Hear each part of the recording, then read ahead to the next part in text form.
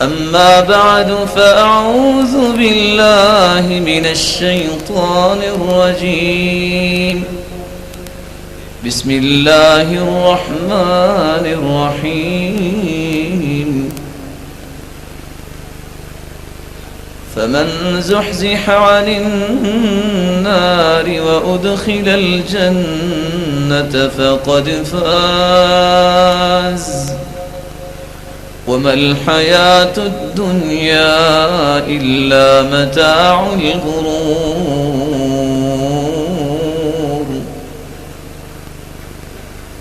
انتہائی قابل قدر لائق صد احترام حاضرین مجلس،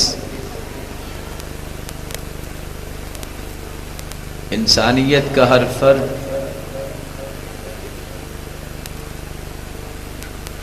جس کو اللہ سبحانہ و تعالی نے عدم سے وجود بخشا ہے، پھر اس کی رشد و ہدایت کے لیے نوشتہ ہدایت کبھی تورات کی شکل میں، کبھی زبور کی شکل میں، اور کبھی انجیل کی شکل میں، اور کبھی قرآن مجید کی شکل میں نازل فرمایا۔ سب سے بڑا فکر، سب سے بڑا پیغام ہر نبی نے اپنی امت کو یہ دیا کہ وہ کامیاب ہو جائے، اور سب سے بڑی کامیابی یہ ہے کہ انسان جہنم سے بچا لیا جائے اور جنت میں داخل کر دیا جائے۔ اور یہ بھی اللہ مالک الملک کا احسان ہے، جس نے اپنے پیارے محبوب کی زبان مقدس سے ایسی باتیں نکلوائیں جن پہ عمل پیرا ہونے سے انسان جہنم سے بچ سکتا ہے اور جنت کا مستحق بن سکتا ہے۔ آج کی اس مجلس میں ایسی راہوں کا تعین کرنا چاہیں گے جن کے بارے میں آپ صلی اللہ علیہ وآلہ وسلم نے فرمایا کہ یہ وہ راستے ہیں جن پہ چلنے سے انسان جہنم سے بچے گا اور جنت میں چلا جائے گا۔ سب سے پہلا راستہ جس سے انسان جہنم سے بچ سکتا ہے، انس رضی اللہ تعالی عنہ سے مروی ہے، آپ صلی اللہ علیہ وآلہ وسلم نے فرمایا: من صلى لله 40 يوما في جماعة يدرك التكبيرة الأولى كتبت له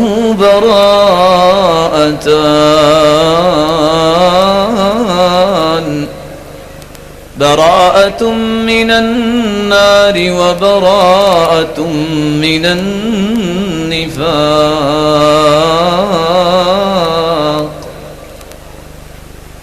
40 دن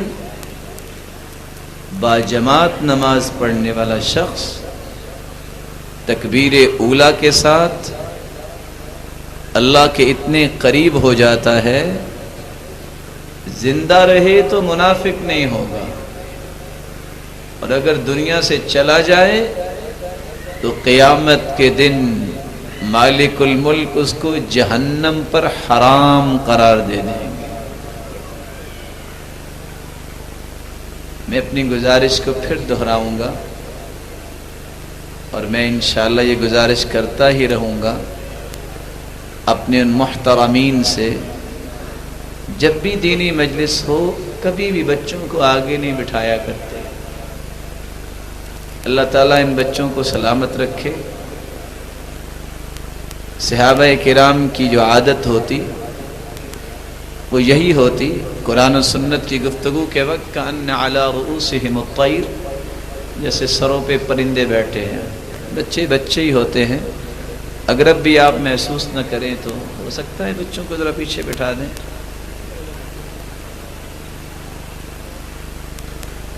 البرکۃ مع اکابرکم، برکت بڑوں کے ساتھ ہوتی ہے، تو بڑوں کو مقدم کرنا چاہیے۔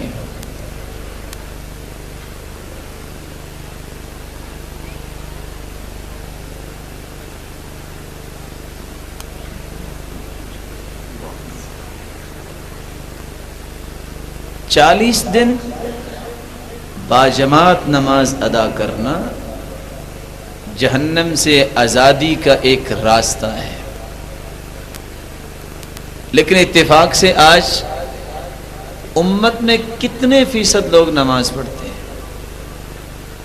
ہماری یہ ذمہ داری ہے کہ جو نماز نہیں پڑھتا اس سے گزارش کریں کہ بھائی نماز کے بغیر تو انسان کا ایمان ہی کوئی نہیں. بین العبد و بین الکفر والشرک ترک الصلاۃ. کافر اور مسلمان کے درمیان ایک نماز کا ہی فرق ہے. ومن ترک الصلاۃ متعمدا فقد کفر. جو جانتا بوجھتا نماز کو ترک کر دیتا ہے معاند ہے، کہتا ہے نماز کی ضرورت ہی نہیں. اگر وہ دنیا سے چلا جاتا ہے اس کی حالت کیا ہوگی؟ اور ایسا نماز کو ترک کرنے والا تو کافر ہو جاتا ہے. اور اگر کتابوں کو کھولیں تو کتابیں بول کے کہتی ہیں جو نماز پڑھتا بھی نہیں اور کہتا ہے نماز کی ضرورت بھی نہیں، یہ تو ان لوگوں کا کام ہے جن کو کھانا نہیں ملتا تو رو رلا کے اللہ کے سامنے کھانا مانگتے ہیں. میں کھاتے پیتے گھرانے سے تعلق رکھتا ہوں، مجھے نماز کی کیا ضرورت ہے؟ ایسا انسان اگر بغیر توبہ کے مر جائے لا یغسل، نہ یہ غسل کا مستحق ہے.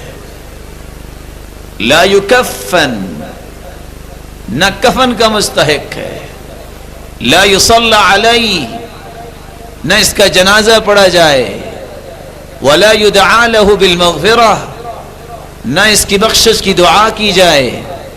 ولا يدفن في مقابر المسلمین، اور نہ ہی مسلمانوں کے قبرستان میں اس کو دفن کیا جائے. لیکن یہ بات سمجھنے والا ہی کوئی نہیں ہے. جو نماز نہیں پڑھتا اس کو نماز کی دعوت دو.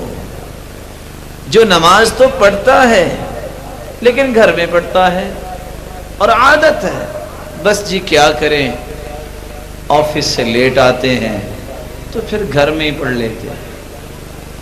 اللہ کے رسول صلی اللہ علیہ وسلم کے پاس صحابی 6 عذر لے کے آئے تھے.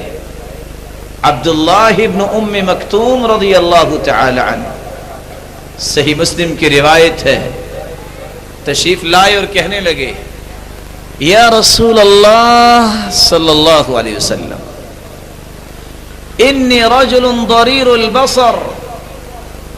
اللہ کے رسول میں نبینا ہوں. شاسع الدار، میرا گھر مسجد سے دور ہے. 2 سبب، نبینے ہیں، گھر مسجد سے دور ہے. وَلَيْسَ لِي قَاعِدٌ يُلَاوِمُنِي إِلَى الْمَسْجِدِ، گھر سے مسجد تک کوئی لانے والا بھی نہیں. وَهَلْ تَجِدُ لِي رُخْصَةً أَنْ أُصَلِّيَ فِي بَيْتِي، میرے لیے اجازت نہیں ہے کہ میں گھر میں نماز پڑھ لیا کروں. قال وهل تسمع النداء، اذان سنتے ہو؟ قال نعم، اذان تو سنتا ہوں. کہا پھر مسجد میں آ کے نماز پڑھو. چوتھا عذر لے کے پھر آئے یا رسول اللہ صلی اللہ علیہ وسلم ان بین بیتی و مسجدی نخلا و شجرا، میرے گھر اور مسجد کے درمیان جھاڑیاں ہیں، درخت ہیں، کھجور کے تنے ہیں. میں نبینا انسان ہوں، رات کی تاریکی میں اگر ٹکرا جاؤں تو کیا بنے گا؟ ابھی اجازت نہیں کہ گھر میں نماز پڑھ لو. قال وهل تسمع النداء، اذان سنتے ہو؟ قال نعم، اذان تو سنتا ہوں. کہا پھر مسجد میں آ کے نماز پڑھو. پانچواں عذر لے کے پھر آئے یا رسول اللہ صلی اللہ علیہ وسلم ان المدینۃ کثیرۃ الہوام والسباع، آپ جانتے ہیں مدینے کے اندر درندے بھی ہیں، جانور بھی ہیں، اور میں نبینا انسان ہوں. اگر کسی درندے نے اپنا ذوق پورا کر لیا ہے تو میں کیا کروں گا؟ قال وهل تسمع المؤذن في البيت الذي انت فيه، بتاؤ جس گھر میں رہتے ہو مؤذن کی آواز پہنچتی ہے؟ قال نعم، جھوٹ بولنا تو آپ نے سکھایا ہی نہیں ہے۔ کہا پھر مسجد میں آ کے نماز پڑھو۔ چھٹا عذر لے کے پھر آ گئے اور سامنے آ کے کھڑے ہو گئے، کہتے ہیں یا رسول اللہ صلی اللہ علیہ وسلم انا کما ترانی، میں تو نہیں دیکھ رہا لیکن آپ تو مجھے دیکھ رہے ہیں۔ قد ذهب بصری وجبر سنی ورق عظمی، اللہ کے رسول نبینا ہوں، بوڑھا ہو چکا ہوں، اب تو ہڈیاں بھی باریک ہو گئی ہیں، اب بھی میرے لیے اجازت نہیں ہے کہ میں گھر میں نماز پڑھ کے فارغ ہو جایا کروں۔ قال وهل تسمع حي على الصلاة حي على الفلاح، یہ تو بتاؤ کان میں یہ آواز پہنچتی ہے کہ لوگوں کامیابی کی طرف آؤ، نماز کی طرف آؤ؟ کہا آواز تو پہنچتی ہے۔ قال فحيها الله، پھر مسجد میں آ کے نماز پڑھو۔ میرے محترم محتشم مکرم بھائیوں، 6 عذر نبینے ہیں، گھر مسجد سے دور ہے، کوئی لانے والا نہیں، مسجد اور گھر کے درمیان درخت اور جھاڑیاں ہیں، اور مدینے کے اندر درندے ہیں، جانور ہیں، اور چھٹا عذر بوڑھے ہیں اور ہڈیاں باریک ہو گئی ہیں۔ میرے بھائیو، جن کو اللہ نے خوبصورت آنکھوں سے نواز رکھا ہے، اور کوئی محلہ اور بستی بھی اب تو خالی نہیں، اللہ نے مسجدوں کی نعمتیں دی ہیں، مسجد موجود ہے۔ جب اللہ نے آنکھیں دی ہیں، لانے والے کی ضرورت ہی نہیں ہے، اور لانے والے کی کیا، اللہ تعالیٰ نے گاڑیاں بھی دی ہیں، سواریاں بھی دی ہیں، درخت بھی نہیں ہے، راستے بڑے ماشاءاللہ کشادہ ہیں اور روڈ بنے ہوئے ہیں، اور آج کل تو گلیاں بھی پختہ بنی ہوئی ہیں، اور پھر یہاں کو درندے تو نہیں رہتے، اور ہیں بھی کڑیل جوان۔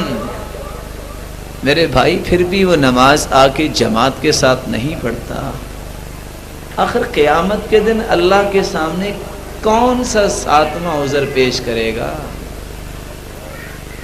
میں یہ پیغام دینا چاہتا ہوں اپنے محترمین کو،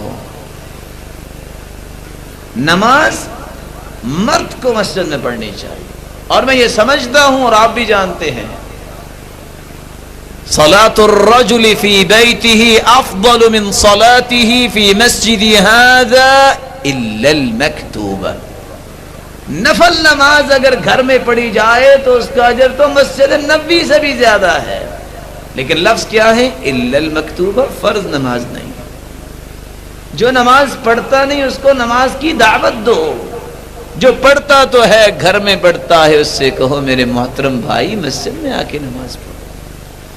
اور یہ اصل مقصد ہے ہماری مجالس کا، ہمارے مدارس کا، ہماری مساجد کا، یہ اصل پیغام ہے ان سارے کے سارے جو پروگرام ہیں، کہ انسانیت کے اندر روحانیت مضبوط ہو جائے، اللہ کے ساتھ اس کا تعلق مربوط ہو جائے۔ قیامت کے دن ہوگا، آواز آئے گی، این جیرانی، کہاں ہے میرے پڑوسی؟ اللہ کے پڑوسی۔ جبریل سوال کریں گے، یا ربی وہل ینبغی لأحد ان یجاورک، اللہ تو خالق، باقی ساری مخلوق، بلا خالق کے بھی مخلوق پڑوسی بن سکتے ہیں؟ جواب ملے گا، این عمار المساجد، کہاں ہیں مسجدوں کو آباد کرنے والے؟ آج وہ میرے پڑوسی ہے۔ سب سے بڑی آبادی یہ ہے کہ یہاں وقت پہ نماز پڑھی جائے، بلڈنگ بنا لینا کوئی آبادی نہیں ہے۔ اور آپ میری بات پہ ناراض نہ ہونا، ظہر کی عصر کی نماز میں 5 صفیں اور صبح کی نماز میں 1 صف ہوا ہے، کیوں؟ اور کہنے والے نے صحیح کہا تھا، ضیعنا الفجر ہم نے فجر کو ضائع کیا، ضیع لنا القدس، اللہ نے ہم سے بیت المقدس چھین لی۔ جو شخص وقت پہ اٹھ کے نماز نہیں پڑھ سکتا وہ بیت المقدس آزاد کروا سکے گا؟ اور سچی بات یہ ہے، اگر اس کی ڈیوٹی ہو نا فیکٹری میں 4 بجے، تو بیوی کھانا پکاتی بھی 2:30 بجے نظر آتی ہے، اور ٹائم پیس کیا بڑے بڑے الارم فٹ کیے ہوتے ہیں کہ اگر ڈیوٹی سے لیٹ ہو گیا تو ٹرمینیشن کا لیٹر آ جائے گا۔ لیکن اس مسکین کو پتہ نہیں جس کے لیے تم کوشش کر رہے ہو وہ تو اللہ کی ذمہ داری ہے، وہ تیری تو ذمہ داری نہیں ہے۔ حسن بصری سے کسی نے پوچھ لیا کہ تم بڑے پارسا و متقی ہو، راز کیا ہے؟ انہوں نے کتنی بات سمجھائی تھی، کاش آج مجھے اور آپ کو سمجھ آ جائے۔ علمت بأن رزقي لن يأخذه غيري فاطمئن قلبي له، لوگوں کو یقین نہیں ہے، مجھے یقین ہے میرا رزق مجھے ملنا ہے، کوئی مائی کا لال ہاتھ نہیں لگا سکتا، میرا دل مطمئن رہتا ہے، رازق تو وہ ہے۔ اور قرآن کہتا ہے ان اللہ هو الرزاق ذو القوة المتین، قوت والا بھی وہ اور رزق والا بھی وہ۔ اور اللہ نے یہ اعلان بھی کیا ہے وَمَا خَلَقْتُ الْجِنَّ وَالْإِنسَ إِلَّا لِيَعْبُدُونَ مَا أُرِيدُ مِنْهُمْ مِنْ رِزْقٍ وَمَا أُرِيدُ أَنْ يطعمون، اور رازق میں ہوں، میں اس لیے پیدا ہی نہیں تمہیں کیا کہ تم کما کما کے مجھے دو، میں ہی تو دینے والا ہوں۔ اور اندازہ کیجیے آج ایک علاقے کا ایسے ہو نا، اس کو کہہ دیا جائے کرسی سے آپ اٹھ جائے میں بیٹھنا چاہتا ہوں، عزت کرے گا نا، وہ مان لے گا نا بات؟ وہ ایک ایسے جو صاحب نہیں مانیں گے کہ اس کی چیئر ہے، اس کو ہی بیٹھنا چاہیے۔ اللہ فرماتے ہیں وَمَا مِن دَابَّةٍ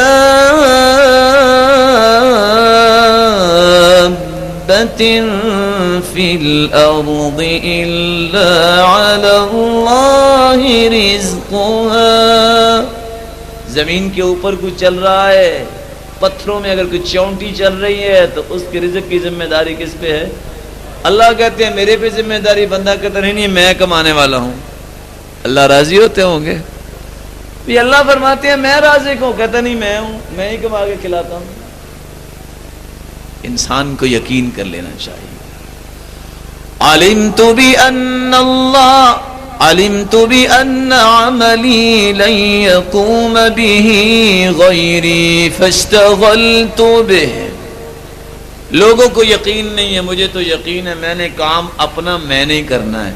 یہ نہیں ہو سکتا میری نماز کوئی اور پڑھ لے، چلو یار تم زور کی پڑھ دینا میرے لیے، تم عصر کی پڑھ دینا، یہ اللہ نے سسٹم رکھا ہی نہیں ہے، اللہ نے یہ سسٹم رکھا ہی نہیں ہے۔ اگر یہ سسٹم رکھا ہوتا کوئی پیسے والا بندہ نماز نہ پڑھتا، سارا دن جو ہے وہ اپنے خادموں کو سجدوں پہ لگا رکھتا۔ اللہ نے یہ سسٹم رکھا ہی نہیں۔ ہاں لوگ کہتے ہیں کہ بیٹھ کے جو ہے وہ 10 قرآن بھی پڑھ لو پہنچ جائے گا، اللہ جانے کیسے پہنچتا ہے۔ جب انسان قرآن و سنت سے روشنی نہیں لیتا تو پھر ایسی باتیں کر لیتا ہے۔ علمت بأن اللہ مطلع علی فاستحییت ان اقابلہ علی معصیہ، لوگوں کو یقین نہیں ہے، دروازے بند کر لیتے ہیں، چٹخی لگا لیتے ہیں، دنیا جہان کے چینل کھول کے بیٹھ جاتے ہیں، کون دیکھتا ہے؟ حسن بصری فرماتے ہیں مجھے یقین ہے کہ ایک ایک پل پہ اللہ مطلع ہے، اللہ تو سینے کے اندر اٹھنے والے جذبات کو بھی جانتا ہے۔ اور اللہ سبحانہ و تعالیٰ کا علم، جس کو علم کا اندازہ نہیں وہی گناہ پہ ڈٹائی کرتا ہے۔ میں اللہ کے علم کی وسعت کی صرف ایک بات سامنے رکھتا ہوں، آپ میں سے کس کس کے گھر میں درخت ہے؟ ہاتھ تو کھڑا کریں، پتا اس پہ پتے کتنے ہیں؟ گن سکتا ہے؟ ایک درخت پہ کیلکولیشن کے نظام فیل ہو جائیں گے۔ کیلکولیشن کا نظام دنیا میں موجود نہیں، میں نے ایک درخت کی بات کی ہے ابھی۔ دنیا جہان میں جتنی شجرکاری ہے، وَمَا تَسْقُطُ مِن وَرَقَةٍ إِلَّا يَعْلَمُهَا، پوری کائنات میں جتنے درخت ہیں ایک پتا بھی گرتا ہے یا لگتا ہے کس کے علم میں ہے؟ اللہ کے علم میں۔ انسان یہ سمجھتا ہے اللہ کو شاید پتہ ہی نہیں ہے، دروازے بھی بند ہیں، باہر آواز بھی نہیں جا سکتی، اور ہم جو مرضی کر لیں، جو مرضی دیکھ لیں۔ حسن بصری کہتے ہیں مجھے یقین ہے کہ ہم نحن تحت الرصد الالہی، ہم اللہ کی ریڈار کے نیچے ہیں۔ یہ کوئی دنیا کی ریڈار تھوڑی ہے کہ 24,000 میٹر پہ جو ہے وہ مار کرے گی، آگے نہیں جا سکے گی۔ یہ خالق و مالک کا علم ہے جس کا انسان کو اندازہ ہی نہیں ہے۔ علمت بأن الموت ينتظرني فأعددت الزاد للقاء الله۔ لوگ سمجھتے ہیں ابھی جوان ہونا ہے، پھر بوڑھے ہوں گے، پھر جا کے موت آئے گی۔ حسن بصری کہتے ہیں مجھے تو یقین ہو گیا، کچھ پتہ نہیں کس وقت موت کا شیر دبوچ لے، میں موت کی تیاری میں لگا رہتا ہوں، مجھے کیا غرض ہے۔ میرے معزز اور محترم بھائیوں، اس بات کو دل میں بٹھا لو، جس بندے کے اندر عبادت کا ذوق شوق نہیں ہے، اللہ کو اس کی پرواہ نہیں ہے۔ جہنم سے بچنے کا پہلا طریقہ یہ ہے کہ نماز کی پابندی کرو۔ جو لوگ نماز نہیں پڑھتے ان کو مسجد دکھاؤ، جو گھروں میں پڑھ رہے ہیں ان کو مسجدوں میں لاؤ، اور جو مسجدوں میں بھی نماز پڑھ رہے ہیں اپنی مرضی سے پڑھ رہے ہیں، ان سے اتنا ہی کہہ دو کہ بھائی مسجد میں بھی آگے ہو، نماز بھی پڑھ رہے ہو، پھر بھی اپنی مرضی۔ وہ اللہ کے گھر میں آگے تو اللہ کی مرضی کرتے ہیں۔ جس خالق و مالک نے نماز کا تحفہ دینے کے لیے آسمانوں پہ بلایا اپنے پیغمبر کو، اور پھر اس تحفے کی وضاحت اور کلیریفیکیشن کرنے کے لیے جبریل کو بار بار دنیا میں بھجوایا، وضو ایسے کرنا ہے، ہاتھ ایسے اٹھانے ہیں، وقت یہ ہوگا، رکھتے یہ ہوں گی، اتنے سارے فضائل اور معاملات کے بعد پھر بھی بندہ اپنی مرضی کرے، کمال کی بات۔ اس لیے اللہ سبحانہ و تعالیٰ نے صاف لفظوں میں سمجھا دیا، کسی کو سمجھائے نہ ہے۔ کیا فرمایا؟ وَمَا كَانَ لِمُؤْمِنٍ وَلَا مُؤْمِنَةٍ إِذَا قَضَى اللَّهُ وَرَسُولُهُ أَمْرًا أَن يَكُونَ لَهُمُ الْخِيَرَةُ مِنْ أَمْرِهِمْ وَمَن يَعْصِ اللَّهَ وَرَسُولَهُ فَقَدْ ضَلَّ ضَلَالًا مُبِينًا۔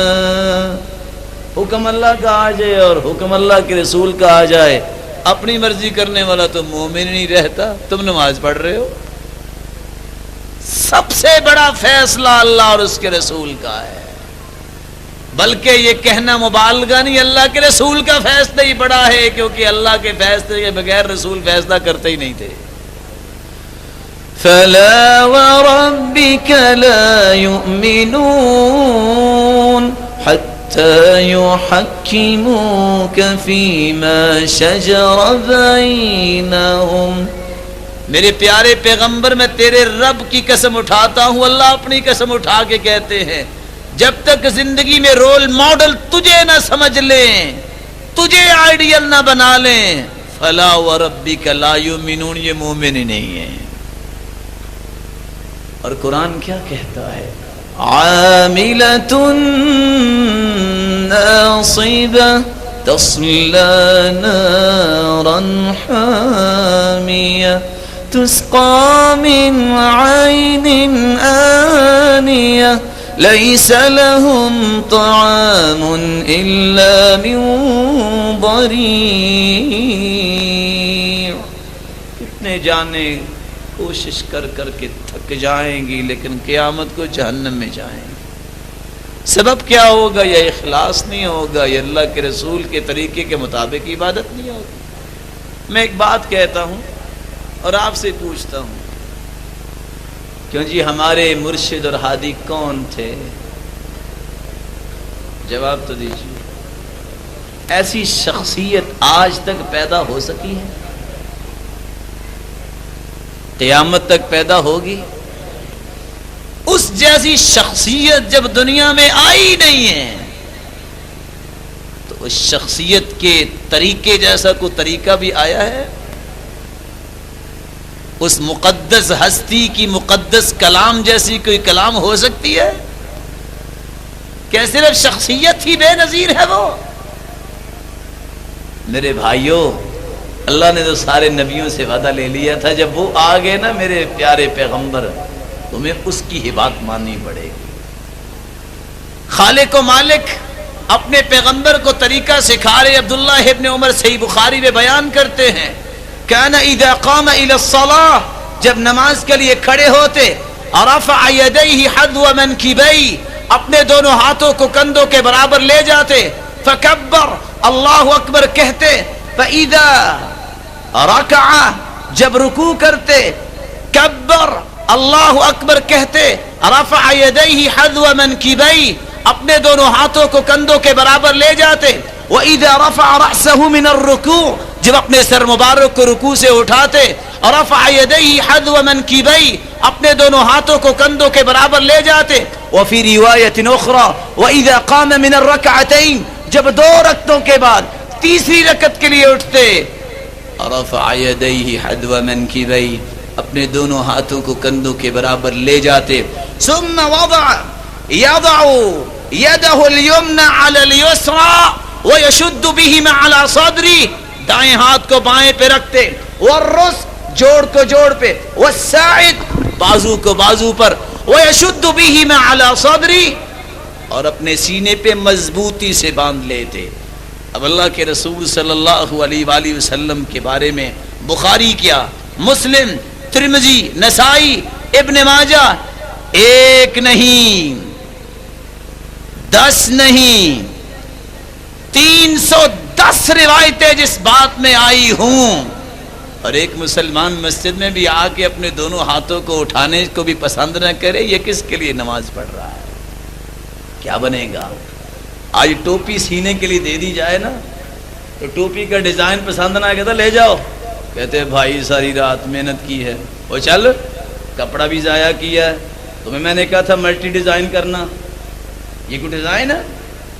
تمہیں تو ٹوپی پسند نہیں آتی جو 4 ٹکوں کی تم نے سلائی کے لیے دی تھی. جس خالق و مالک نے پوری کائنات کے لیے اسوہ اور آئیڈیل بنایا ہے پیغمبر کو، اس کے طریقے کے مطابق تم نماز ہی نہ پڑھو، اللہ کو وہ نماز پسند آ جائے گی؟ دھوکہ نہ دو اپنے آپ کو. اگر پوری کائنات میں سب سے اعلیٰ ہستی محمد مصطفیٰ ہے تو سب سے اعلیٰ طریقہ بھی محمد مصطفیٰ کا ہے. جہنم سے بچنے کا پہلا طریقہ بیان کر رہے تھے کہ 40 دن باجماعت نماز پڑھی جائے. کوشش کریں گے آپ بھی انشاءاللہ؟ کون کون ساتھی تیار ہیں؟ اللہ سب کو ہمتوں سے نوازے، برکتوں سے نوازے. دوسرا طریقہ ابو ہریرہ رضی اللہ تعالی عنہ سے مروی ہے، من کان سہلا ہینا لینا حرمہ اللہ علی النار، جس کا اخلاق اچھا ہو جائے، جس کی زبان میں نرمی آ جائے، مالک الملک قیامت کے دن اس بندے کو جہنم پہ حرام قرار دے دیں گے. یہ جہنم میں نہیں جائے گا۔ آج نہ جانے مسلمان کا تو امتیاز تھا، اخلاق نظر ہی نہیں آتا، اور بلکہ اس سے بڑا افسوس تو یہ ہے جتنے زیادہ پڑھا ہوتا ہے اگر اسے سلام بھی کرنے تو وہ کھلے ہاتھ سے سلام بھی نہیں کرتا، 4 انگلیوں سے یہ ہاتھ بند کر کے۔ وہ اللہ کے پیارے بندے، جب مصافحہ مسلمان کرتا ہے، ما من مسلمان یلتقیان فیتصافحان، جب 2 مسلمان مل کے مصافحہ کرتے ہیں، جب دونوں ہاتھ پیچھے کرتے ہیں، الگ کرتے ہیں، تو جس طرح درخت سے پتے گر جاتے ہیں دونوں کے گناہ گر جاتے ہیں۔ نہ جانے یہ تہذیب کہاں سے آئی ہے، سلام بھی پورا نہیں ہے۔ سلام کے وقت تو انسان کو خوشی کا اظہار کرنا چاہیے، السلام علیکم ورحمۃ اللہ وبرکاتہ، السلام قبل الکلام، بات کرنے سے پہلے سلام کہیں۔ ومن بدأ بالکلام قبل السلام فلا تجیبوہ، جو بات کرتا ہے سلام نہیں کہتا اس کو جواب ہی نہ دو۔ اور آپ دیکھتے ہیں کہ آج ٹیلی فون اٹھائے نا، ہلو، سلام نہیں کہتا۔ حدیث تو کہتی نا جواب نہ دو، لیکن یہ جواب نہ بھی دے کے دکھاؤ 4 گالیاں ہی پڑیں گی۔ دیکھو میں گھنٹے کا ہیلو کر رہا ہوں، سن ہی نہیں رہا۔ لیکن میرا خیال ہے اس میں 2 طریقے استعمال کر لیں۔ پہلے بتائیں کہ سلام جب نہ کہا جائے، بات کی جائے تو جواب نہیں دیا جاتا، پھر ہی سمجھیں گے نا، پتہ نہیں کسی کو پتہ ہی نہ ہو۔ اخلاق اچھا ہو۔ اخلاق کیا ہے؟ بہت ساری تفصیلات ہیں اخلاق کی تو، لیکن علی المرتضی رضی اللہ تعالیٰ عنہ کی بات پیش کر دیتے ہیں۔ پوچھا گیا اخلاق کیا ہے؟ فرماتے ہیں طلب الحلال واجتناب المحارم والتوسعۃ علی العیال، حلال کی طلب کرنا، حرام سے بچ جانا، گھر والوں پہ وسعت کرنا اخلاق ہے۔ آج کسی کا چکر لگ جائے نا یورپ میں، بیرون ملک، یا یہ ہے کہ کسی بیوروکریٹس کے ساتھ اس کی کوئی میٹنگ ہو جائے اور وہ قصہ بتا دے، تو پھر کیا ہوتا ہے؟ باب فضائل امریکہ کے فضائل شروع ہو جاتے ہیں تو کافر، لیکن اخلاق بڑا ہے۔ جن کی زندگی کا ایک لمحہ حرام پہ گزر رہا ہے، یہ اخلاق ہے۔ جنہوں نے حلال کی بات ہی کبھی نہیں کی، کفر اور سود ابتدا سے انتہا، اور پھر اخلاق۔ حلال کی طلب کرنا اخلاق ہے، اور حرام سے بچنا اخلاق ہے۔ حرام سے کیسے بچنا؟ سلف صالحین کی بیویاں اپنے خامدوں کو الوداع کرنے کے لیے دروازوں تک آتی، آج تک وہ آتا ہی نہیں ہے۔ نہ جانے آتی ہوں، اللہ تعالیٰ ان کو جزائے خیر دے، بلکہ خواہش شاید ہوتی ہوگی یہ جانے والا ہی بنے، گھر میں ہوگا تو کافی اس نے مانگنی ہے، چائے مانگنی ہے، کسی کام پہ لگائی رکھے گا، یہ جائے کچھ کما کے لائے، اور دروازے پہ آ کے الوداعی دعا پڑھتی۔ ویسے تو میں کہتا نہیں، لیکن کوشش کر کے دیکھیے گا، بلا گھر جا کے وزارت الداخلیہ سے پوچھیے گا دعا یاد ہے؟ جس کو دعا یاد نہیں وہ پڑھے گی کیا؟ استودعکم اللہ دینک وامانتک وخواتیم اعمالک، دعا پڑھ کے رخصت کرتی اور کھڑا کرتی یہ بات کہنے کے لیے، ایاک وکسب الحرام، ایاک وکسب الحرام فإنا نصبر على الجوع والضر ولا نصبر على النار۔ دیکھنا جانے والے، حرام سے بچنا۔ میں اور میرے بچے بھوک اور تنگی برداشت کر سکتے ہیں، حرام کی وجہ سے آگ برداشت نہیں کر سکیں گے۔ آج تو یہ کہتی تو نظر آتی ہوگی دنیا میں، یہ سامان لیتے ہیں نا، مجھے نہیں پتا کہاں سے لاؤ، میری طرف سے کسی کی جیب سے چوری کر کے لاؤ، سامان چاہیے۔ اور جانے والا بھی دعا دے کے رخصت ہوتا تھا اللہ کی ضمانت میں۔ وہ آپ کو دعا تو یاد ہی ہوگی، جب انسان گھر سے نکلتا ہے تو گھر والوں کو کیا دعا پڑھ کے اللہ کی ضمانت میں دینا چاہیے، پتہ ہے نا؟ ماشاءاللہ آپ کو تو بولتے نہیں ہیں، کوئی شک پڑ گیا مجھے، کوئی نہیں یاد؟ کون بھائی سنائے گا؟ اللہ تعالیٰ کروڑ رحمت نازل فرمائے حضرت حافظ صاحب پر. وہ فرمایا کرتے تھے جب بھی کسی سے پوچھا جائے نا جلسہ کیسا ہوتا، کہتے کمال ہو گئی. کہتے کیسے کمال ہو؟ کہتے چاول بڑے مزیدار تھے. یہ نہیں کہ بتاتا مسئلہ کیا ہوا تھا، چاول بڑے مزیدار تھے. جی پیارے، یہ تو گھر سے نکلنے کے لیے دعا پڑتی ہے نا، گھر والوں کو ضمانت دینے. اصل میں آپ کی شادی نہیں نہ ہوئی، اگر ہوئی ہوتی تو آپ کو تجربہ ہوتا. استودع اللہ دینک و امانتک الذی لا تضیع ودائعہ. اے اللہ، اے گھر والو، میں تمہیں اللہ کی ضمانت میں دے کے جا رہا ہوں. جب انسان اللہ کی امانت اور ضمانت میں آ جائے، اللہ کی کسٹڈی میں آ جائے، ضائع ہوتا ہے. لیکن ہم دعائیں نہیں پڑھ کے جاتے. اللہ ہمیں یہ دعائیں سیکھنے کی توفیق عطا فرمائے. اور اللہ تعالیٰ میرے اس بھائی کی زندگی میں برکت فرمائے، محترم قاری بلال صاحب، اور جتنے بھی میرے بزرگ بیٹھے ہیں، اللہ تعالیٰ ان کو صحت والی اور خوشی والی لمبی زندگی عطا فرمائے. اصل بھائیوں، ہم نے ان لوگوں کی قدر نہیں کی. ہم نے نہ ان سے وقت لیا ہے اور نہ ان سے سیکھنے کی خواہش کی ہے. وہ دھکے سے جو سنا دے تو سنا دے، ہم نے کبھی خواہش نہیں کی. اور یاد رکھنا، اگر ایسے ہی ہم کرتے رہے تو خالی چلے جائیں گے. اور میری دعا ہے کہ اللہ سبحانہ و تعالی علماء کی زندگی میں ایسی برکت فرمائے کہ یہ دین کا پھلیرا لہراتے ہی رہیں. حرام سے بچنا اور گھر والوں پہ وسعت کرنا. آج یورپ اور مڈل ایسٹ کی بات کرتے کرتے ایک مسلمان تھکتا ہی نہیں ہے. پتہ ہے یہ یورپی کیا کرتے ہیں؟ رات کے 2 بجے ہے، قصہ لکھنے والا لکھتا ہے، پاکستان سے چلا یہ شخص مکان کرائے پہ لینے کے لیے. دروازے پہ پہنچا تو ایک نوجوان بچی باہر روتی ہوئی آئی.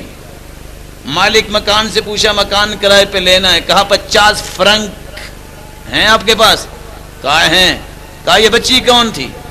کہا بیٹی تھی، مکان کرائے پہ لینے کے لیے آئی تھی. 35 فرنک اس کے پاس تھے، 15 کم تھے، میں نے بھگا دیا ہے.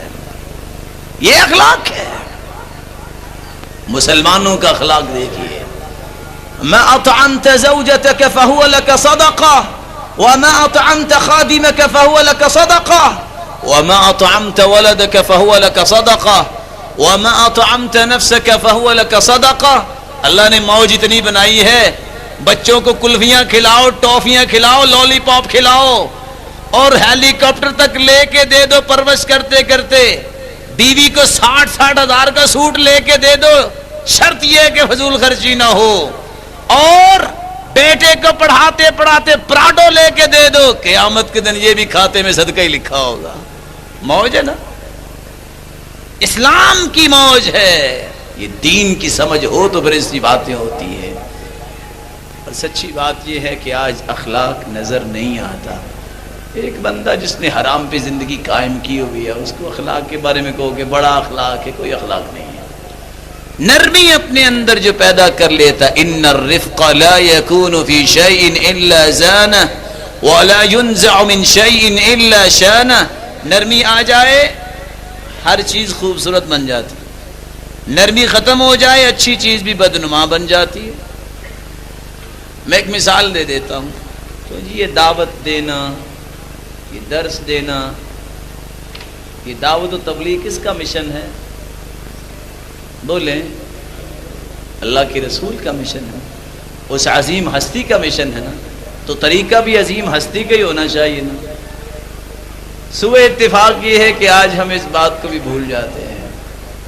وہ کیا؟ ممبر پہ بیٹھے گالیاں دے رہے ہیں ایسے نوجوان ہیں، ایسے سخی آدمی ممبر پہ بیٹھے جو ہیں وہ تان و تشنیع شروع ہے.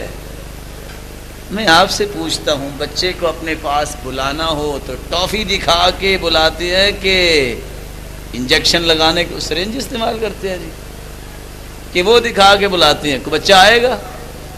یا لاٹھی ہاتھ میں پکڑ کے آئے گا کوئی بچہ؟ ارے بھائی 5 سالہ بچے کو بلانا ہو تو ٹافی چاہیے.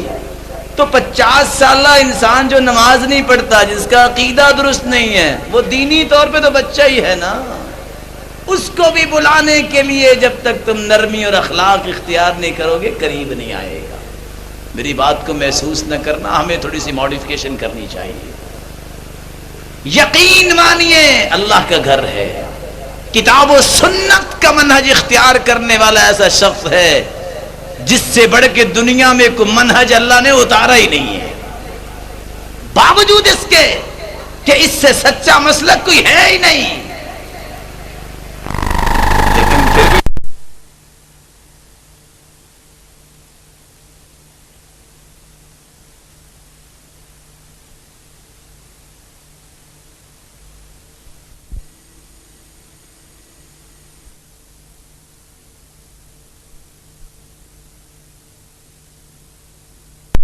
بھی اللہ نے کس کو بنایا؟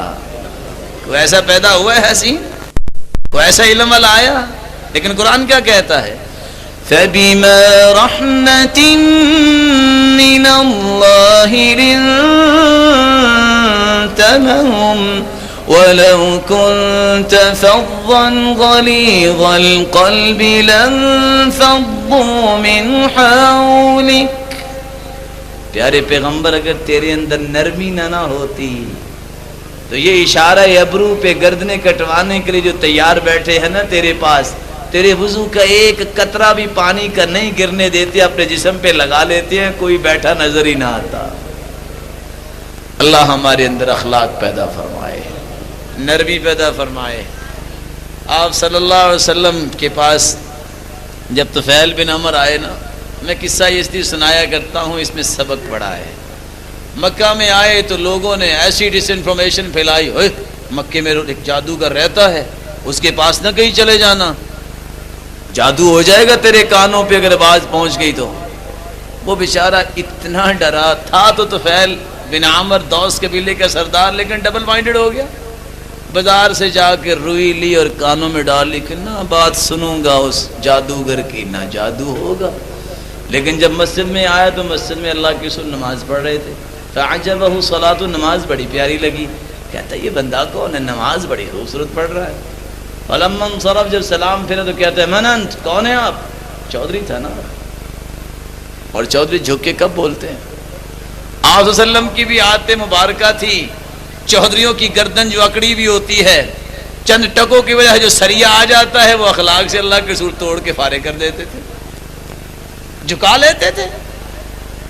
اس نے پوچھا من انت، آپ مسکرائے اور کہنے لگے محمد صلی اللہ علیہ وسلم۔ اب کان میں کیا تھا؟ آواز آئی؟ بھئی آپ کو تو آئی ہے نا۔ روئی نکالی اور پھینک دی۔ پھر پوچھتا ہے، سوچتا ہے پاگل بنا رکھا ہے ایسے مجھے، میں سردار ہوں آخر، تو بری بات ہوئی نہ مانوں گا۔ پھر پوچھتا ہے من انت، کون ہے آپ؟ آپ پھر اپنی عادت مبارکہ کو سامنے لائے، مسکرائے اور فرمایا محمد صلی اللہ علیہ وسلم۔ کہتے آپ جادوگر؟ کہا جی ہاں مجھے جادوگر کہتے ہیں۔ کہا اگر یہ جادو ہے، اشہد ان لا الہ الا اللہ وان محمد رسول اللہ، یہ جادو تو پھر میں بھی سیکھ کے جاؤں گا، مسلمان ہو گیا۔ کہا اب حکم کیا ہے؟ کہا یہ پیغام اب جا کے پہنچاؤ دوس قبیلے میں۔ اب خوشی بھی تھی، جذبات بھی تھے، جب بندہ نیا نیا پڑھ کے مدرسے سے فارغ ہو، میں بات اس لیے لایا ہوں، بچیاں پڑھ کے فارغ ہوئی اور بچے بھی فارغ ہوئے ہیں، تو بڑا کرنٹ ہوتا ہے اس کے اندر، تازہ تازہ علم ہوتا ہے نا، تو بندہ جب تھپیڑے کھاتا ہے تو پھر درست ہو جاتا ہے۔ ابھی نکلا نہیں نا ہوتا میدان میں، نئے نئے مسلمان تھے، جذبات تو تھے، پہاڑوں پہ چڑھتے، وادیوں میں اترتے گئے، سامنے دیکھا باپ آیا ہے، کہا طفیل آ گیا، قال الیک عنی، پیچھے رہنا، تم کافر ہو میں مسلمان ہوں۔ باپ پریشان کہ یہ اس کو کیا ہو گیا، یہ مکہ گیا تھا۔ کہا بیٹا دین ہی دین، میرا دین تیرا دین، میں بھی مسلمان ہوتا ہوں پھر۔ کہتے آ جاؤ۔ بیوی نظر آئی، یا طفیل، طفیل آ گیا، قال الیک عنی، پیچھے رہنا، انا رجل مسلم وانت امرأة کافرہ، تم کافرہ ہو، مسلمان ہو جاؤ تو رشتہ قائم ہے، وگرنہ ختم۔ اب ایک بیوی جو ہے کہتی ہے اتنی دیر کے بعد آئے اور یہ بات ہے۔ کہا چلو مسلمان تو ہو جاتی ہوں، لیکن ایک بات ہے، اخاف من ذی الشرع، مسلمان تو ہو جاؤں گی، یہ 4-5 بچے جو ہیں یہ تو راتوں رات ہی وہ فلاں ذو الشرع بت مار جائے گا، کھا جائے گا، تو فیل کہنے لگے ولو کان ابو، اور گئے دن بتوں سے ڈرنے والے، اب اس کا باپ بھی کچھ نہیں کر سکتا. اب ہم اللہ کی کسٹڈی میں آ گئے ہیں. وہ رولے ہی ختم ہو گئے ہیں اسلام کے بعد کہ اب بکری سے ڈرو تو کوے سے ڈرو تو کالی بلی سے ڈرو. یہ سارے کھاتے بند ہو گئے. نئی فائل کھل گئی ہے، اس فائل میں روشنی ہے جو چلتا جائے گا تھمے گا ہی نہیں. ولو کان ابو، اب زو اشرا کا باپ بھی اٹھ کے آ جائے نا تو وہ بھی کچھ نہیں میرے بچوں کا بگاڑ سکتا. لیکن جذبات تو تھے. اس کو دعوت دے، اوے مسلمان ہو جا، اوے تمہیں پتہ نہیں اللہ کے رسول سچے ہیں. کسی نے بات نہیں مانی. بندہ سردار تھا، یہ باتیں کیسی کرتا ہے. غصے میں واپس آ گئے. کہتے ہیں اللہ کے رسول صلی اللہ علیہ وسلم ادعو اللہ ان یہلک دوسا، بد دعا کیجئے سارے کا سارا دوست قبیلہ برباد ہو جائے. اب صلی اللہ علیہ وسلم مسکرانے لگ گئے. کہتے تو خیر اسلام سے پہلے آپ کیا تھے بھلا، اتنا غصہ. چلو پھر اکٹھے ہی دعا کرتے ہیں. ہاتھ اٹھاؤ. اللہم. تو فیل کہتے ہیں جب میں نے ہاتھ اٹھا کے یہ کہے نا تو میرے دل میں یقین ہو گیا. میں نے دل میں کہہ دیا ہلک الدوس، ابھی دعا پوری ہوگی اور پورا دوس قبیلہ ہلاک ہو جائے گا. لیکن اس زبان مقدس نے دعا کیا کی؟ بدعا کی، درخواست کی کہ اللہم اہدی دوسا وأت بہم، اللہ سارے قبیلے کو ہدایت دے دی اور میرے پاس لے آ. صحابی مسکرانے لگ گئے. کہا میں تو بدعا کروا رہا تھا، آپ دعا کر رہے. کہا تو فیل اب جاؤ، اب جا کے دعوت دو، دعا ہو گئی ہے. وارفق بہم، نرمی کرنا. جا کے دعوت دی، پورا قبیلہ مسلمان ہو کے اللہ کے رسول کے پاس آ گیا. دعوت پھیلاؤ اخلاق سے، احترام سے اور نرمی سے. اور مالک الملک نے قاعدہ بیان کر دیا ہے ادعو الى سبیل ربک بالحکمہ والموعظة الحسنة وجادلهم بالتي هي احسن. حکمت سے دعوت، اچھی وعظ سے دعوت اور مناسب طریقے اختیار کر کے. ایک بندے کو دیکھتی کہہ دو اے او کافرہ، او فاجرہ، او فاسقہ، قریب آ جائے گا. کیسے قریب آئے گا؟ اس کو اگر یہ کہو بھائی آپ تو بڑے اچھے ہیں. آپ کسی کے گھر جاتے ہیں اور تصویر لگی ہوئی، میں ایک مثال دے دیتا ہوں. تصویر لگی ہوئی ہے، باپ کی تصویر ہے. اگر آپ کہو بڑے لعنتی بندے ہو، تمہیں پتہ نہیں ہے فرشتے لعنت بھیجتے ہیں، فرشتے آتے ہی نہیں ہیں، یہ کیا لگا رکھا ہے، مان جائے گا. اگر تم تھوڑا سا انداز بدل لو، ماشاءاللہ آپ کے والد کہاں ہوتے ہیں؟ جی وہ تو فوت ہو گئے. اچھا انا للہ و انا الیہ راجعون، یہ ان کی تصویر ہے. ماشاءاللہ آپ بھی ماشاءاللہ بڑے اچھے ہیں، لگتا ہے باپ نے اچھی تربیت کی ہے. تو بیٹے جو ہیں وہ صدقہ جاری ہی ہوتے ہیں. بیٹا جو بھی اچھا عمل کرے باپ کو پہنچتا ہے. تو اچھے لوگوں کے بارے میں تو اللہ کے رسول نے کہا ہے نا کہ جس گھر میں وہ تصویریں ہوں تو وہ کتا آ جائے تو وہاں تو رحمت کے فرشتے نہیں ہوتے، داخل نہیں ہوتے. تو بندہ نیکی سے محروم ہوگا تو باپ کو تو صدقہ پہنچے گا نہیں. باپ تو ہماری نیکی سے محروم ہو جائے گا. تو کتنا اچھا ہے ہم باپ کے لیے صدقہ جاریہ بنے اور نیکیاں کریں اور فرشتے لکھ کے ہماری نیکیاں لے جائیں. صحیح سے بتانا وہ مانے گا کہ نہیں مانے گا. میں ایک اور قصہ بیان کر دیتا ہوں. بیت اللہ کے سامنے کا قصہ ہے، شیخ عبد الرحمن عریفی بیان کرتے ہیں. ایک آدمی سگریٹ نوچتا، کہا ذرا بیت اللہ چلیں. اور کہتا ہے چلو، تیرے جیسے کئی آئے، مجھے پتا تو نے سگریٹ ہی چھڑانی ہے. کہتا نہیں میں آپ کو سگریٹ کی بات نہیں کہتا، آپ آؤ تو صحیح چلتے ہیں. کسی طریقے سے اس کو بیت اللہ لے گئے. چلو طواف کرتے ہیں، طواف کرنا شروع ہو گئے. اور آپ کو پتہ ہے جس اس گھر میں جو چلا جائے، جس کا دل زندہ ہے، جس کا دل زندہ ہو وہ رونے سے باز نہیں آ سکتا. وہاں کھڑے ہو گئے دروازے پہ، دعا شروع کر دی، یا اللہ اس کے والدین کو برکت دے، یا اللہ اس کو بھی برکت دے. بندہ حیران پریشان کہ ہر مولوی کہتا تھا کہ اوے تم سگریٹ چھوڑ دو، تمہیں پتہ ہے یہ ایسے ہے، یہ ایسے ہے. یہ دعائیں کیے جا رہے ہیں، لیکن طریقہ ہے. دعا کرتے کرتے ان کو بھی رونا آ گیا اور بندہ بھی رونا شروع ہو گیا. اتنی پیاری دعا ہے. جب پتہ چل گیا کہ اب لوہا گرم ہو چکا ہے، مولڈ کیا جا سکتا ہے، سب دعائیں کرنے کے بعد کہتے ہیں یا اللہ ساری دعائیں تو نے سن لی ہیں، اللہ اگر میرا بھائی سگریٹ نہ چھوڑے تو ایک دعا قبول نہ کری۔ کہتا ہے دعا قبول ہونے دے، میں سگریٹ نہیں آئے کے بعد پیتا۔ حکمت، دانائی، مسلمانوں تمہاری گمشدہ چیز ہے، تمہاری گمشدہ چیز ہے۔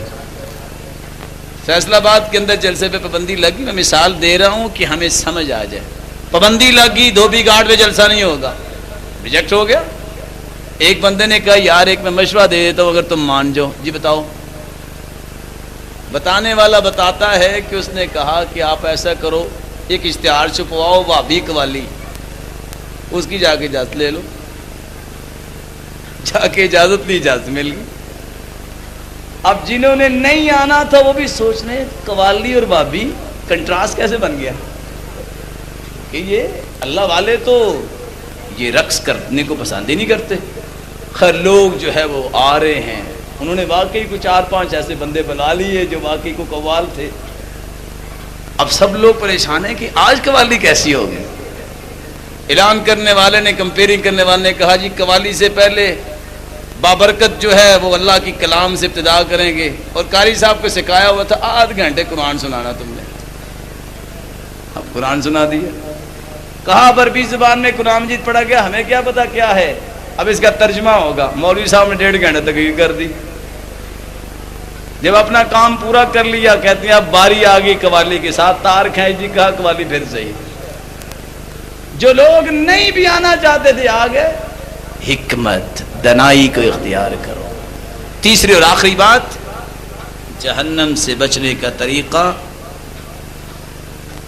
قرآن مجید میں اللہ فرماتے ہیں وَلَا تَجَسَّسُوا وَلَا يَغْتَبْ بَعْضُكُمْ بَعْضًا أَيُحِبُّ أَحَدُكُمْ أَن يَأْكُلَ لَحْمَ أَخِيهِ مَيْتًا فَكَرِهْتُمُوهُ وَاتَّقُوا اللَّهَ إِنَّ اللَّهَ تَوَّابٌ رَحِيمٌ۔ غیبت نہ کرو، یہ تو مردہ بھائی کا گوشت کھانا ہے۔ اور حدیث کیا کہتی ہے؟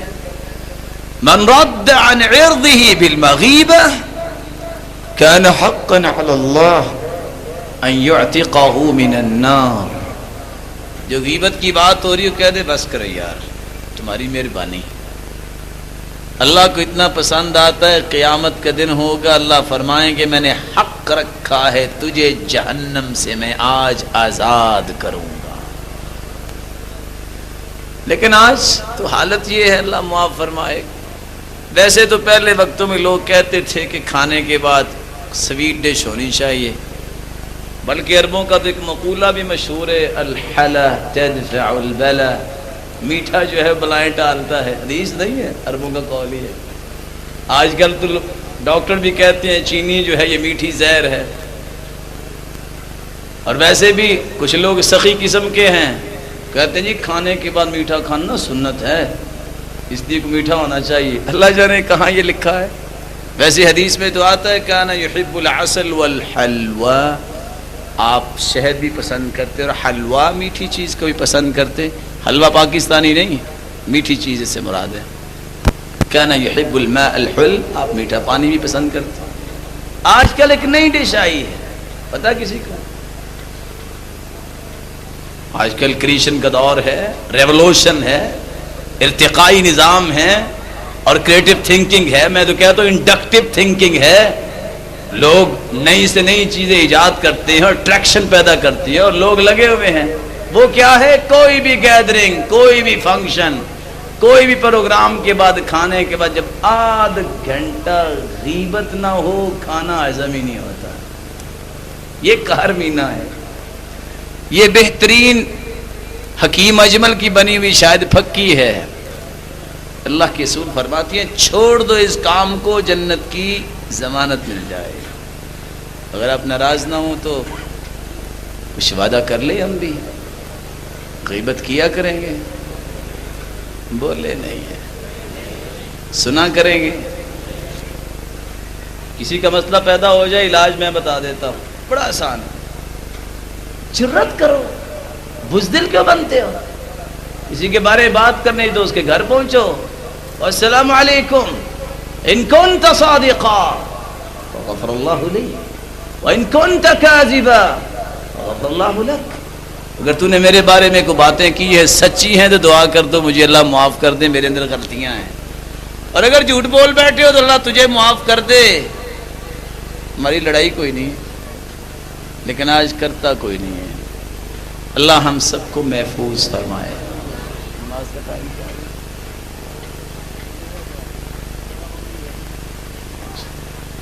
آخری بات بیان کر کے میں بات کو ختم کرتا ہوں.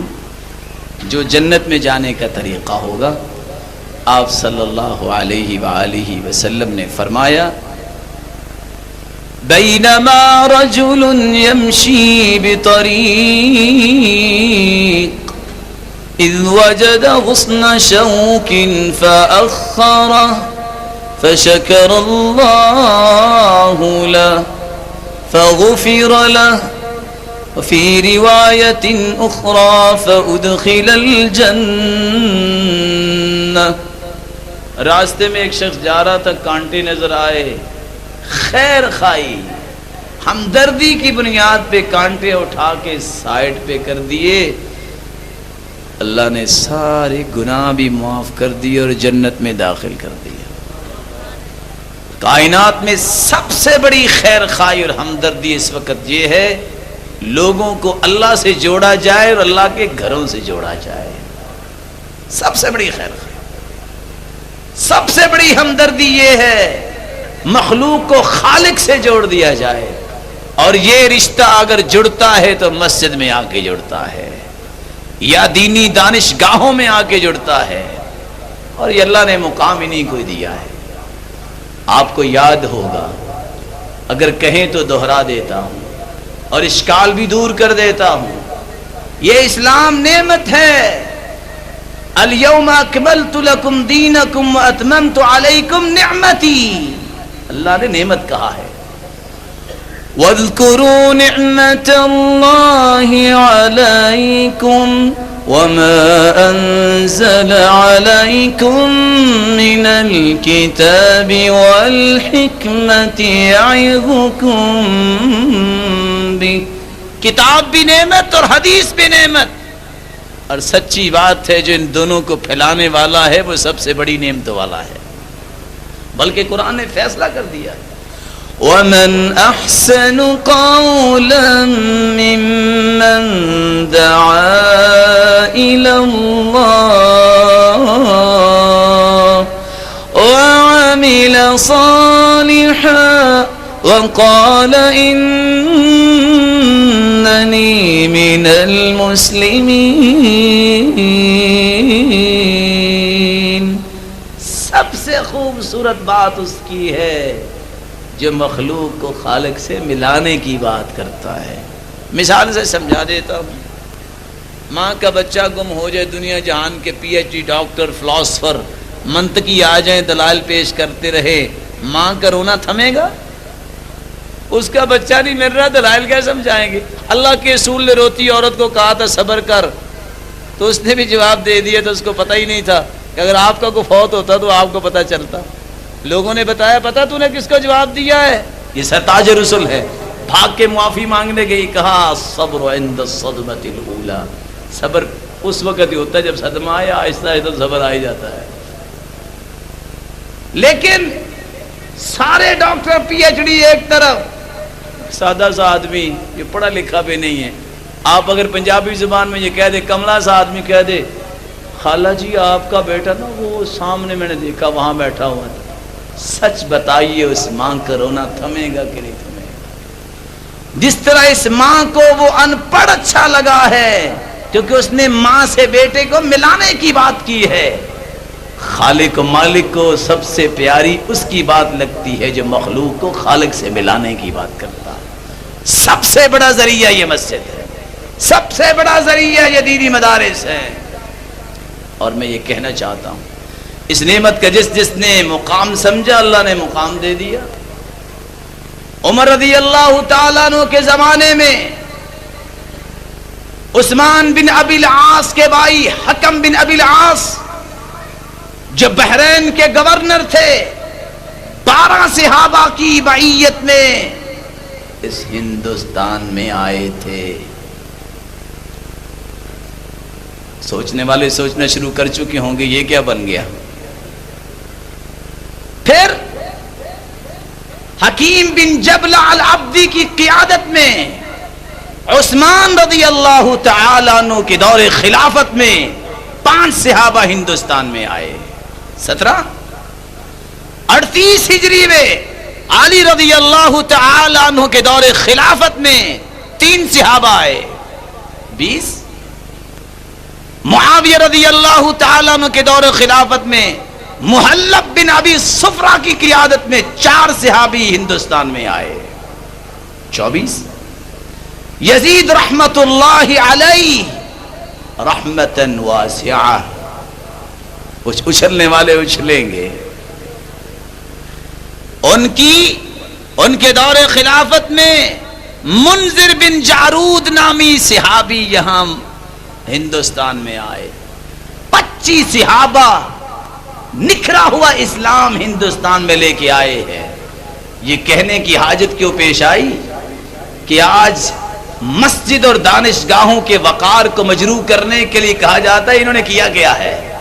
پاکستان میں اسلام تو صوفیہ لے کے آئے جن کی ابتدائی 4 صدی میں ہوئی ہے. اور میری بات پہ اگر غصہ نہ کریں اگر کوئی بھائی بیٹھا ہے, امام شافعی کو تو سارے جانتے ہیں, وہ کہا کرتے تھے من اصبح صوفیا تحمق بعد العصر. جو صبح کے وقت صوفی ہو تو عصر کے بعد جو احمق ہو چکا ہوتا ہے. یہ اسلام ہے. اور کون سا اسلام؟ ابن العربی کی کتابیں کھول کے دیکھیے. میں آپ سے پوچھتا ہوں آپ کا رب کون ہے؟ کدھر ہے وہ؟ اللہ تعالیٰ عرش پہ ہے. ان کا علم و قدرت ہر جگہ موجود ہے. وہ کہا کرتا تھا وَمَا الْكَلْبُ وَالْخِنْزِيرُ إِلَّا إِلَٰهُنَا نَعُوذُ بِاللَّهِ وَالْعِيَاذُ بِاللَّهِ. کتا بھی ہمارا رب ہے اور خنزیر بھی ہمارا رب ہے, کیونکہ اس میں بھی انوار الہی نظر آتی ہے. اور منصور حلاج کا نام تو آپ نے سنا ہی ہوگا. کہتا مَا فِي جُبَّتِي إِلَّا اللَّهُ. میرے اس جبے میں بھی اللہ ہی رہتا ہے. مسلمانوں نے اس کو سولی دے دی تھی, لوگ کہتے ہیں وہ شہید ہو گیا. صوفیاء نے تو یہ اسلام پیش کیا. اصل اسلام قرآن ہے. 25 صحابہ نے ہندوستان میں اسلام پھیلایا ہے. 41 تابعین ہندوستان میں آئے. سب سے آخری تابعی ابو سلمہ الزقتی ہے, اور 42ویں تابعی محمد بن قاسم سندھ اور ہند میں آئے. لاہور تک اس کے لشکر آئے, اور سب سے پہلے محمد بن قاسم نے آ کے مسجد بنوائی. 4000 طلباء قرآن مجید حفظ کرنے کے لیے آ گئے تھے. میں تاریخ بتانا چاہتا ہوں اس مسجد کی, ان مدارس کی. اور اس کے بعد 18 تبع تابعین ہندوستان میں آئے. تاریخ کو مسخ کرنے والے اگر اسکول کالج میں پڑھنے والے ہیں تو ذرا مجھے معاف کر دیں, ذرا اپنا کریکولم اٹھا کے دیکھیے. جو تاریخ پہ چھری چلا کے کہتا ہے کہ پاکستان کے اندر بھی اسلام صوفیہ لے کے آئے, ان بیچاروں کو کیا پتا ہے؟ انہوں نے کبھی دقت میں دیکھا ہو تو پتا ہے نا. ان کو تو پتا ہے یہ نہیں ہے کہ 1947 میں پاکستان آزاد ہوا. 12 سال تک پاکستان کا تاریخ کے اندر نام ہی نہیں تھا جو کریکولم بنایا گیا تھا. 6 سال تک انگلستان کی تاریخ ضروری تھی اور اسلامیات کمپلسری نہیں تھی. یہ کہاں پھر رہا ہے؟ اس مسلمان کو تو لارڈ میکالے کا قانون اچھا لگا ہے.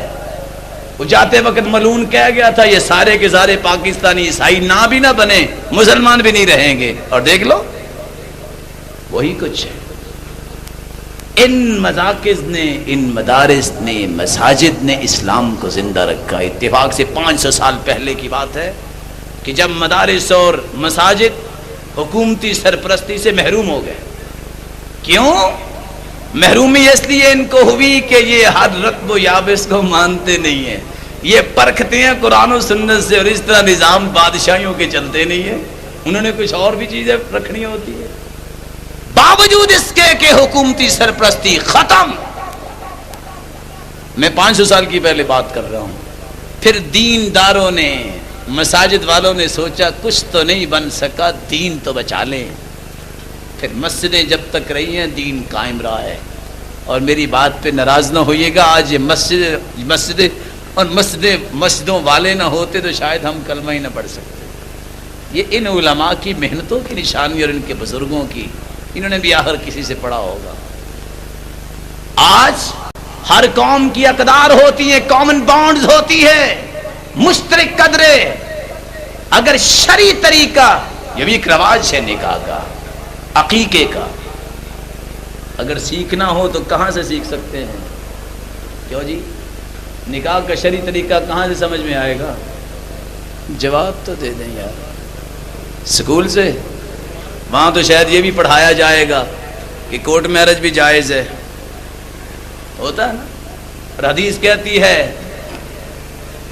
لا تزوج المرأة المرأة ولا تزوج المرأة نفسها فإن الزانية هي التي تزوج نفسها. کوئی عورت کسی عورت کا نکاح نہیں پڑھا سکتی اور نہ ہی عورت اپنے ولی کے بغیر نکاح کر سکتی ہے، جو کرے گی بدکار ہوگی.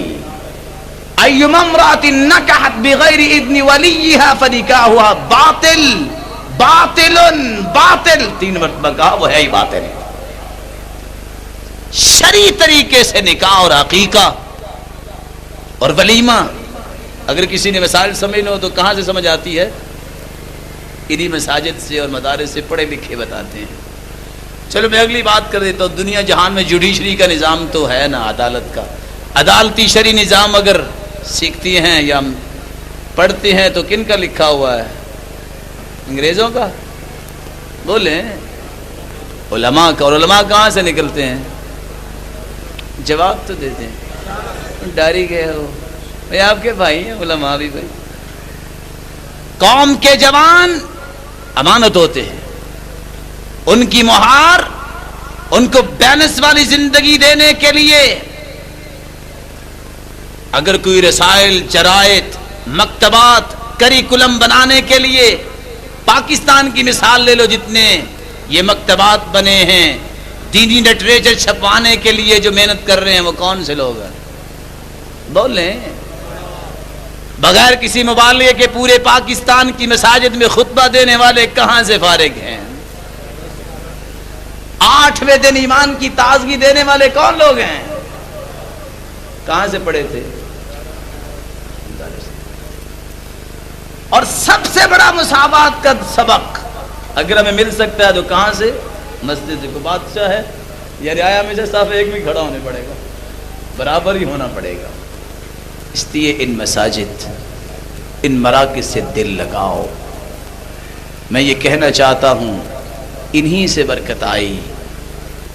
آپ یہ نہ کہنا کمیاں کوتاہیاں ہر جگہ موجود ہیں. میں آپ سے پوچھتا ہوں، اللہ کے رسول کے زمانے میں چوری نہیں تھی؟ چوری کے حکام نازل ہوئے نا، برائیاں نہیں تھی؟ یہ سارے حکام خالی نازل ہو گئے ہیں، برائیاں نہیں تھی لوگوں میں. اس لیے کمیاں کوتاہیاں تو ہوتی ہیں، لیکن دیکھو یہ راستہ جا کدھر کو رہا ہے، جس کو کہتے ہیں مشن محمد کی وفاداری کا راستہ ہے. اور اگر میں کہہ دوں تو آپ کو بات شاید سمجھ آ جائے. آدم علیہ السلام کہاں تھے بھلا؟ جنت میں تھے نا.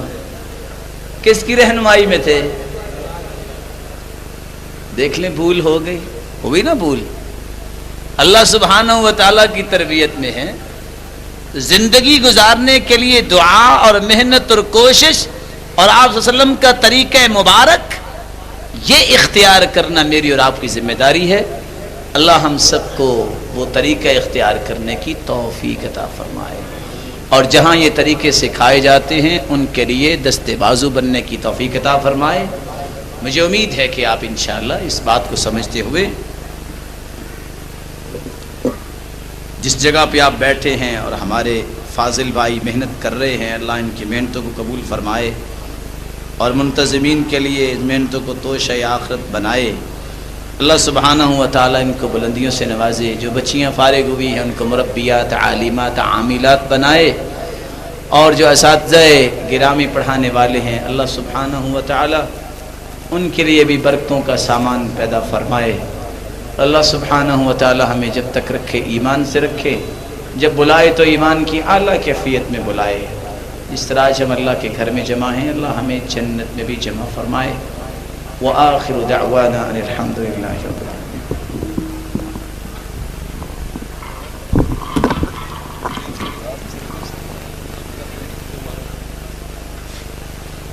وعلى آل إبراهيم إنك حميد مجيد. اللهم بارك على محمد وعلى آل محمد كما باركت على إبراهيم وعلى آل إبراهيم إنك حميد مجيد. اللهم أحسن عاقبتنا في الأمور كلها وأجرنا من خزي الدنيا وعذاب الآخرة. مولا کریم سب کے گناہوں کو معاف فرما. اے اللہ سب کی خطاؤں سے درگزر فرما. اے مالک الملک جو روحانی یا جسمانی بیمار ہیں ان کو شفائے کاملہ عاجلہ نصیب فرما. اللہ ان کی بیماریوں کو شفاؤں میں بدل دے. اے اللہ جو کسی مصیبت میں مبتلا ہے ان کی مصیبت کو خوشیاں بنا دے. اللہ جو کسی تنگی میں مبتلا ہے ان کی تنگی کو آسانیاں بنا دے. مولا کریم جو بے روزگار ہیں ان کو تمنگر و خوشحال بنا.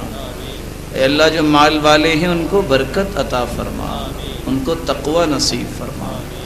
جو مقروض ہیں اللہ ان کی غیبی خزانوں سے مدد فرما. مولا کریم سب کو اپنی بارگاہ میں تقرب نصیب فرما. اے خالق و مالک ہم سب کو دین کی بصیرت عطا فرما، دین کی صحیح سمجھ عطا فرما. علم والے بنا، علم نافع نصیب فرما.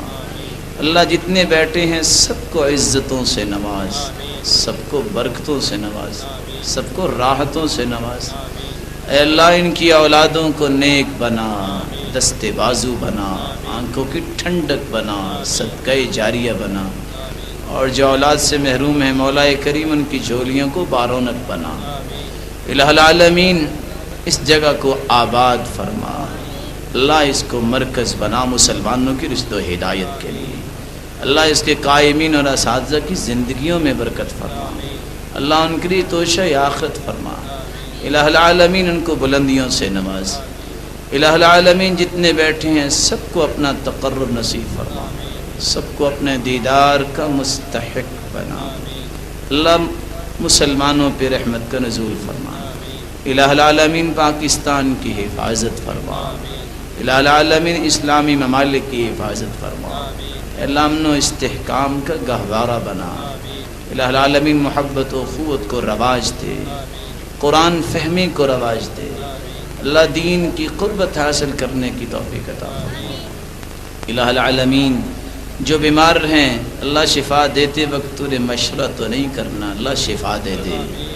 مولا کریم تو سب کو معاف فرما، معاف کرتے وقت پوچھنا تو نہیں ہے، معاف کر دے. اللہ سب کو معاف کر دے اور اس حالت میں رکھنا جس حالت میں تجھے پسند آ جائے. دین کی اعلیٰ کیفیت میں زندہ رکھنا اور دین کی اعلیٰ کیفیت میں بلانا.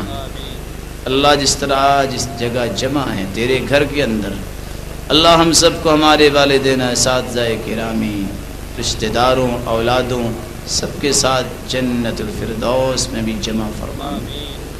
ربنا آتنا فی الدنیا حسنہ وفی الآخرۃ حسنہ وقنا عذاب النار. مولا کریم جو دنیا سے جا چکی ہیں ان کو کروڑا رحمتوں سے نواز. اللہ ان کو کروٹ کروٹ رحمتوں سے نواز. ان کی قبروں کو جنت کے باغیچے بنا. جو زندہ ہیں ان کو اپنا تقرب نصیب فرما. صلی اللہ وسلم علی نبینا محمد وعلی آلہ وصحبہ اجمعین برحمتک یا ارحم الراحمین.